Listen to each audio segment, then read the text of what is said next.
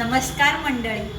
तर मराठी भाषेची भाषा समृद्धी काय सांगावी, एका शब्दाचे अनेक अर्थ निघतात. आता मी आज शब्द घेतलाय तो आहे चोरी. तर त्याचे किती अर्थ निघतात ते बघूया. कारण आम्हाला काय माहिती, चोरी म्हणजे फक्त पैशाची किंवा दागदागिन्याची किंवा फार फार तर काही महत्त्वाच्या कागदपत्रांची चोरी. पण कोणी कोणी मन सुद्धा चोरतं बरं का. एखादं छोटं बाळ आहे ना, ते आपल्या बाललीलांनी आईचं मन चोरून घेतं. किंवा काही काही जण हृदयाची चोरी करतात. ते प्रेमिक असतात ना, ते हृदयाची चोरी करतात. काही काही जण जागेची चोरी करतात. एखाद्याची जागा बळकावतात, तिथे राहायला लागतात. काही काही जण अंग चोरतात. म्हणजे काय, कामात कुचराई करायची, कामच करायचं नाही, अंग चोरून काम करायचं. काही काही जण चोरी एकमेकाला मिळतात.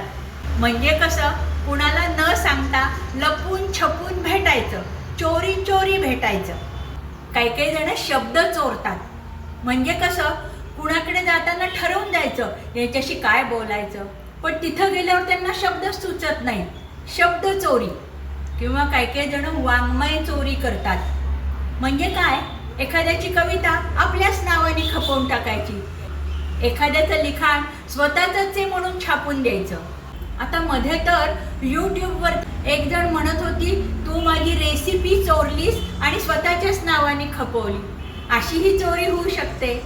सध्या सगळ्यात वाईट चोरी म्हणजे काय, कोण कुणाचे पक्ष चोरतं, कोणी कुणाचं चिन्ह चोरतं, कुणी कुणाचा बापच चोरतं, कुणी कुणाचे कार्यकर्ते चोरतं. आणि अजून सांगू एक चोरी, ती म्हणजे कुठेही गेलं तर बोलायची चोरी. अहो काय अर्थ काढतील सांगता येत नाही, अगदी बोलायची चोरी होऊन बसते. मंडळी, तुम्हाला ह्या चोऱ्या आवडल्या तर मला लाईक, शेअर, सबस्क्राईब करा. आणि हो, काही अजून चोऱ्या आठवल्या तर कॉमेंट करा.